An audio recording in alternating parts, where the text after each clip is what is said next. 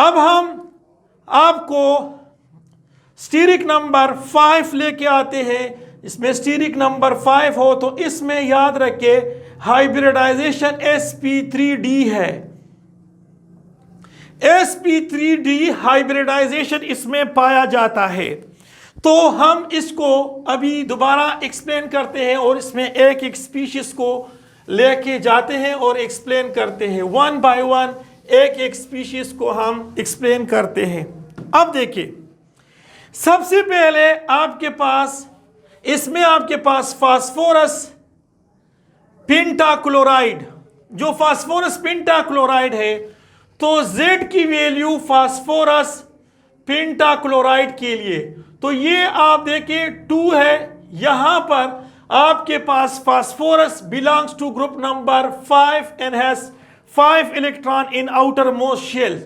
और इसमें आपके पास जो मोनोवैलेंट है हेलोजन वो भी 5 है, कोई प्लस नेगेटिव चार्ज नहीं है, तो ये 10 डिवाइडेड बाय 2 होता है, तो इससे 5 आता है। और जब वैल्यू 5 आ जाए तो समझो कि यहां पर हाइब्रिडाइजेशन sp3d है, sp3d है। अब हम फास्फोरस की जो लोन पेयर इलेक्ट्रॉन है वो मालूम करते हैं। Z की value minus bonded atoms with central atom. तो Z की वैल्यू 5 है और फास्फोरस के साथ 5 क्लोरीन बॉन्डेड है, तो ये 5 से 5 को निकाल दो तो ये आपके पास 0 आ जाता है, कोई लोन पेयर इलेक्ट्रॉन मौजूद नहीं है। अब देखिए यहां पर फास्फोरस का जो एक्सियल पोजीशन है, यहां इसके पास क्लोरीन आता है, यहां पर एक्सियल पॉइंट में क्लोरीन आता है, यहां पर एक्सियल पॉइंट पे क्लोरीन आता है। और इसके इक्वेटोरियल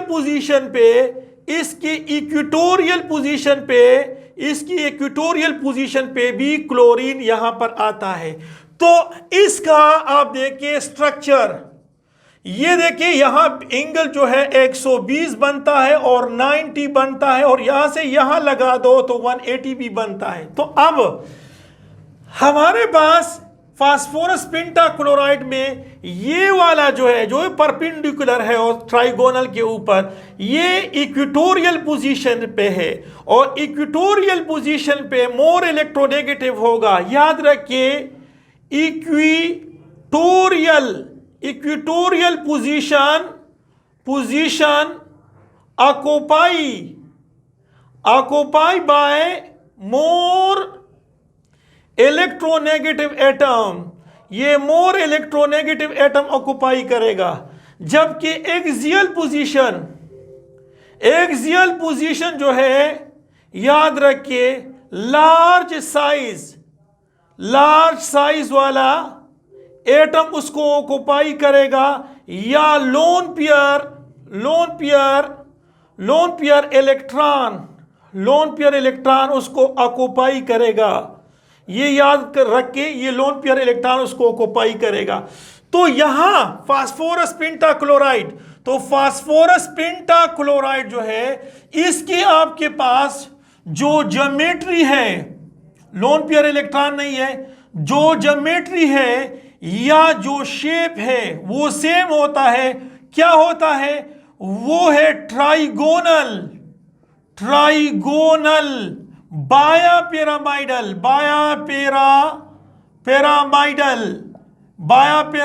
होता है, ट्राइगोनल बायापिरामाइडल होता है।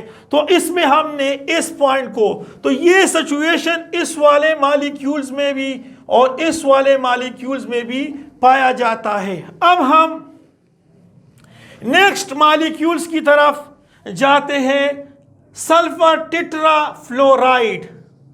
तो सल्फर टेट्राफ्लोराइड इसकी तरफ जाते हैं और एक्सप्लेन करते हैं कि सल्फर टेट्राफ्लोराइड का शेप और ज्योमेट्री में क्या फर्क है।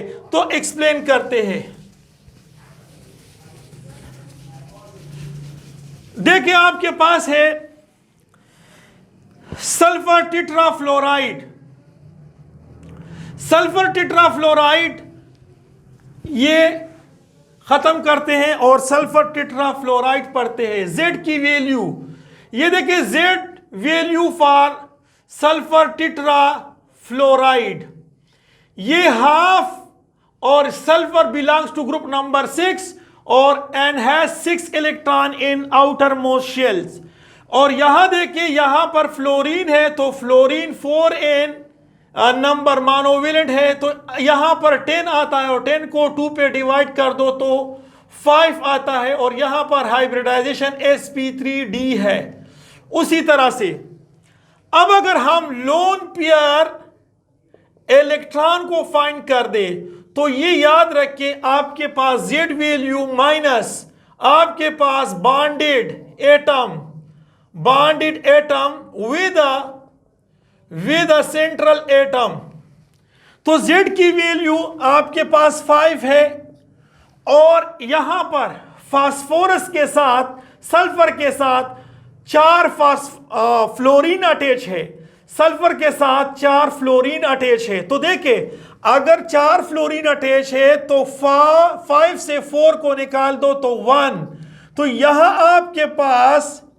आपके पास लोन पेयर इलेक्ट्रॉन 1 मिलेगा। अब यहां पर चूंकि लोन पेयर इलेक्ट्रॉन है, अब ज्योमेट्री और शेप में फर्क आएगा। अब देखिए किस तरह से आपके पास ये सल्फर है,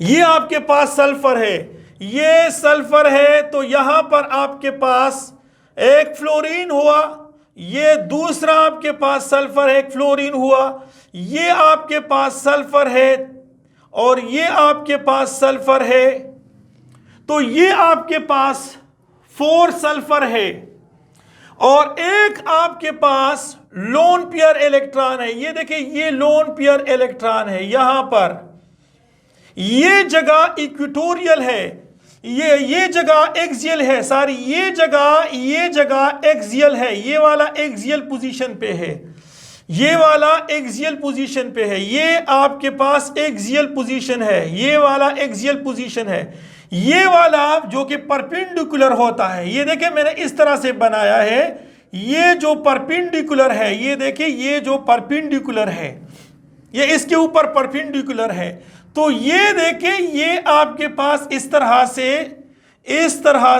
यू इस तरह से और ये इस तरह से, तो आपके पास इसकी जो शेप होती है वो ट्राइगोनल बायापिरामिडल होता है, ट्राइगोनल बायापिरामिडल होता है। देखिए ये ट्राइगोनल बायापिरामिडल होता है ये वाला शेप।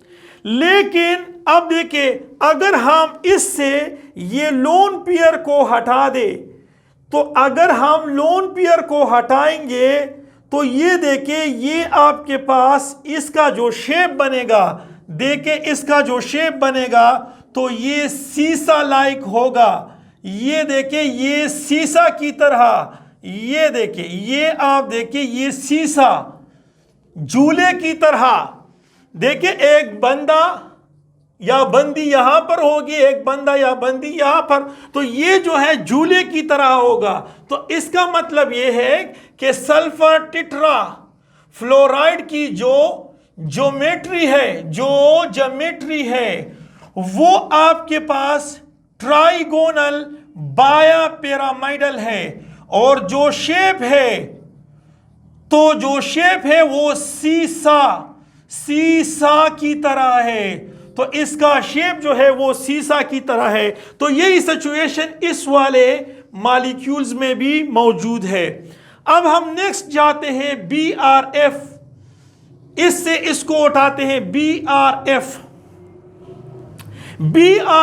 को उठाते हैं और एक्सप्लेन करते हैं कि BRF जो है वो इंट्रा हेलोजन कंपाउंड है, और ये जो इंटर हेलोजन कंपाउंड है उसको हम एक्सप्लेन करते हैं कि किस तरह से इसका शेप या ज्योमेट्री किस तरह से होगी।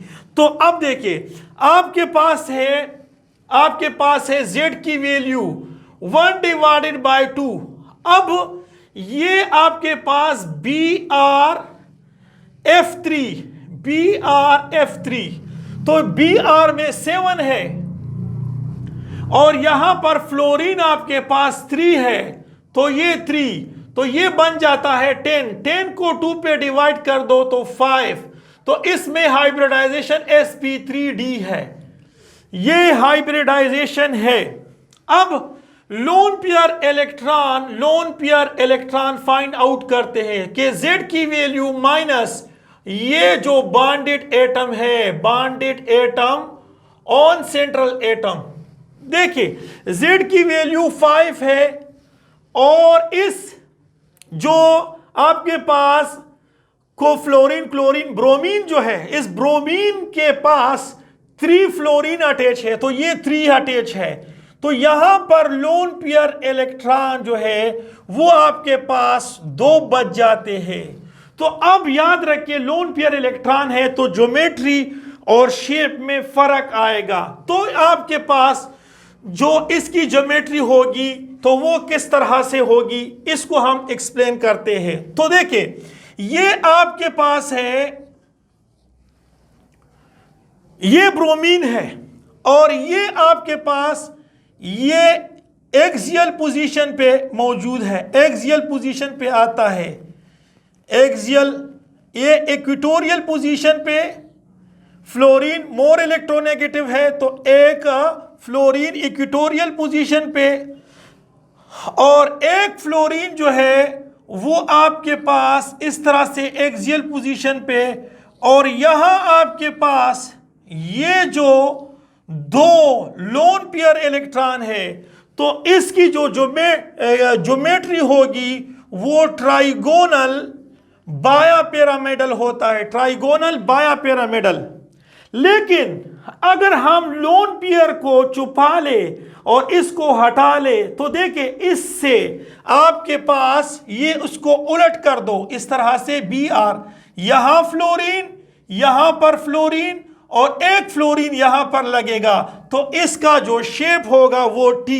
तो Br F3 की जो ज्योमेट्री है, जो ज्योमेट्री है वो ट्राइगोनल बायापिरामिडल है, जबकि इसका जो शेप है वो टी शेप है, ये याद रखिए टी शेप। तो ये जो टी शेप है ये इस वाले मॉलिक्यूल में भी मौजूद है। इस तरह से हमारे पास ये वाला molecule xenon difluoride, xenon difluoride जो है वो उसका जो स्टीरिक नंबर है वो भी 5 है और इसमें sp3d हाइब्रिडाइजेशन पाया जाता है। तो इसकी स्ट्रक्चर को थोड़ा बहुत हम एक्सप्लेन करते हैं, ये देखें थोड़ा बहुत इसको एक्सप्लेन करते हैं। अच्छा, तो आपके पास Z की वैल्यू ज़ीनान डाइफ्लोराइड तो 1/2। अब ज़ीनान ग्रुप नंबर 8 से है तो वैलेंस शेल इलेक्ट्रॉन 8 है और मोनोवैलेंट फ्लोरीन 2 है, क्योंकि मोनोवैलेंट मैंने बताया है कि ये आपके पास या तो हाइड्रोजन होगा या फिर हेलोजन X होगा। तो आपके पास ये 10 है और 10 को 2 पे डिवाइड कर दो तो 5 आता है, तो यहां पर हाइब्रिडाइजेशन sp3 और D है, तो ये आपके पास हाइब्रिडाइजेशन है। अब इसकी जो लोन पेयर इलेक्ट्रॉन है, लोन पेयर इलेक्ट्रॉन, इसको अगर हम मालूम कर ले तो आपके पास Z value minus bonded atom on central atom, तो Z की वैल्यू 5 है और ज़ीनान के साथ बॉन्डेड एटम, ये देखिए ज़ीनान के साथ जो बॉन्डेड एटम है वो 2 है, 2 फ्लोरीन है, तो यहां पर लोन पेयर इलेक्ट्रॉन जो है वो आपके पास जो है वो 3 है, लोन पेयर इलेक्ट्रॉन। चूंकि लोन पेयर इलेक्ट्रॉन है लिहाजा यहां पर आपको ज्योमेट्री और शेप में फर्क वाज़ेह तौर पे नजर आएगा। तो वो देखिए आपके पास ये ज़ीनान है और ये इसका इक्वेटोरियल पोजीशन पे आपके पास मोर इलेक्ट्रोनेगेटिव फ्लोरीन है, ये फ्लोरीन है, और इसके जो एक्सियल पोजीशन पे है, यहां लोन पेयर इलेक्ट्रॉन, यहां पर लोन पेयर इलेक्ट्रॉन, और यहां पर लोन पेयर इलेक्ट्रॉन। तो अब देखिए आपके पास इसका जी जो शेप होता है वो ट्राइगोनल बायोपिरामिडल होता है। लेकिन अगर हम इसकी जो ज्योमेट्री है वो तो बॉन्ड पेयर लोन पेयर दोनों पे डिपेंड करता है, तो आपके पास ज़ीनान डाइफ्लोराइड, इसकी जो ज्योमेट्री है वो ट्राइगोनल बायोपिरामिडल है। और ये याद रखिए इसका जो शेप है वो लीनियर होता है। देखिए अगर आप इसको छुपा ले या इसको हटा ले, यहां से हटा लो, ये लोन पेयर भी हटा लो जो एक्सियल पोजीशन पे है, तो ये देखिए आपको लीनियर शेप दिखाई देगा। तो ये वाला सिचुएशन इस वाले मॉलिक्यूल में, इस वाले स्पीशीज में मौजूद है। और आखिर में हम आपको डिस्कस करने वाले हैं जिसका स्टीरिक नंबर 6 होता है, जिसका स्टीरिक नंबर 6 होता है उसको थोड़ा बहुत एक्सप्लेन करते हैं। तो आइए हम जाते हैं जिसका स्टीरिक नंबर 6 होता है उसको एक्सप्लेन करते हैं। अब देखिए जो आपके पास है सल्फर हेक्साफ्लोराइड, तो Z की वैल्यू फॉर सल्फर हेक्साफ्लोराइड, तो अब आप देखें ये हाफ वैल्यू है। आपके पास सल्फर है, sulphur belongs to group number 6 and है 6 इलेक्ट्रॉन वैलेंस शेल इलेक्ट्रॉन, और इसके पास मोनोवैलेंट भी 6 है। तो यहां पर 12 आता है, 12 को 2 पे डिवाइड कर दो, तो जब 2 पे डिवाइड करोगे तो इससे वैल्यू जो है वो 6 आती है। और 6 जो है इसमें sp3d2 हाइब्रिडाइजेशन है, और इसकी जो ज्योमेट्री होगी वो हमेशा के लिए ऑक्टाहेड्रल होगी। अब इसमें हम लोन पेयर इलेक्ट्रॉन मालूम करते हैं कि लोन पेयर इलेक्ट्रॉन इसमें मौजूद है या मौजूद नहीं है। तो अगर हम इसके लोन पेयर इलेक्ट्रॉन को देखें तो इसमें Z की वैल्यू आपके पास 6 है, और आपके पास सल्फर के साथ जो बॉन्डेड एटम है वो भी 6 है, तो इससे वैल्यू 0 आती है। कोई लोन पेयर इलेक्ट्रॉन मौजूद नहीं है। लिहाजा जब लोन पेयर इलेक्ट्रॉन मौजूद ना हो तो ज्योमेट्री और शेप सेम होता है। तो अब देखिए आपके पास ये सल्फर, ये आपके पास फ्लोरीन, यहां पर फ्लोरीन, ये वाला फ्लोरीन, यहां पर फ्लोरीन, और यहां देखिए ये फ्लोरीन और ये वाला फ्लोरीन आपको दिखाई देगा। ये देखिए ये आपके पास है ऑक्टाहेड्रल शेप, और यहां पर हर एंगल 90 के बराबर होता है। तो सल्फर हेक्साफ्लोराइड इसकी जो ज्योमेट्री है, वो ज्योमेट्री जो है वो आपके पास ऑक्टाहेड्रल है, और शेप जो है शेप भी ऑक्टाहेड्रल है, ज्योमेट्री भी ऑक्टाहेड्रल और शेप भी ऑक्टाहेड्रल। क्यों? क्योंकि यहां कोई लोन पेयर इलेक्ट्रॉन मौजूद नहीं है। तो हमारे पास यही सिचुएशन इस वाले मॉलिक्यूल्स में मौजूद है, और ये इस वाले में भी मौजूद होता है। अब हम आपको लेके आने वाले हैं नेक्स्ट स्पीशीज की तरफ, जो कि आपके पास है ज़ीनान ऑक्सी टेट्राफ्लोराइड। तो इसको हम एक्सप्लेन करते हैं। ज़ीनान ऑक्सी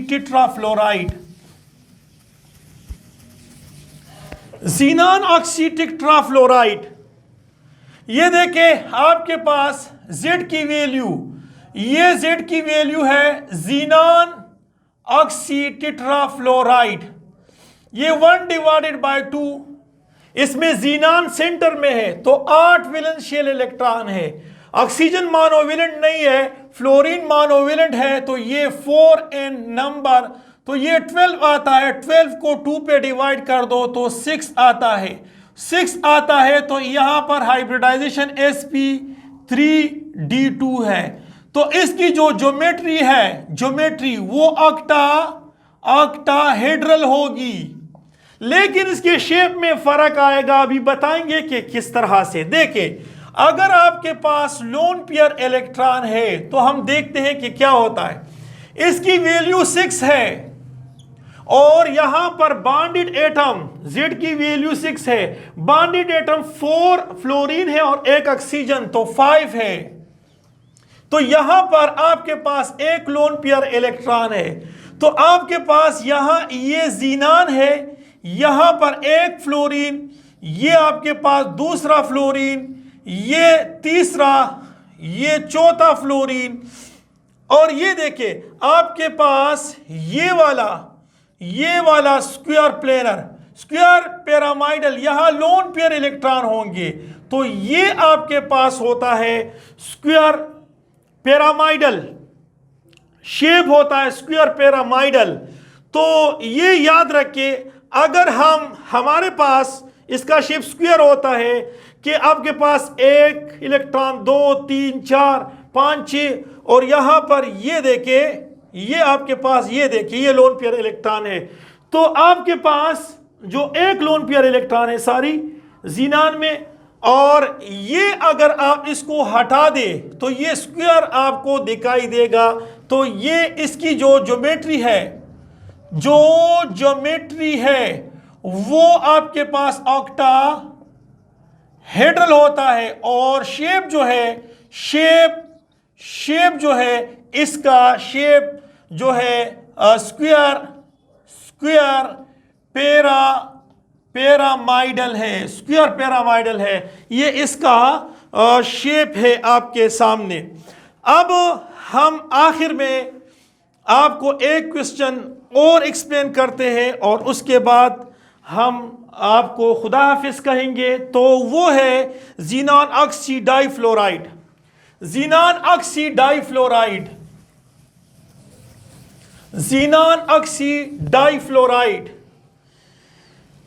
तो ये देखिए Z की वैल्यू, ज़ीनान ऑक्सीडाइफ्लोराइड, यहां पर 1/2, ये वैलेंस शेल इलेक्ट्रॉन, यहां पर ज़ीनान ये 8 है, और फ्लोरीन आपके पास 2 फ्लोरीन है, और यहां पर आता है इसकी वैल्यू 10 आता है, और 10 जब आता है तो इससे 5 आता है। तो ये आपके पास sp3 और ये डी हाइब्रिडाइजेशन है, और इसका जो ज्योमेट्री होगी वो आपके पास ट्राइगोनल बायापिरामिडल होगी। तो इसके साथ हम जाते हैं और आपसे खुदा हाफिज कहते हैं। Thank you for watching this videos. Okay, अल्लाह हाफिज़।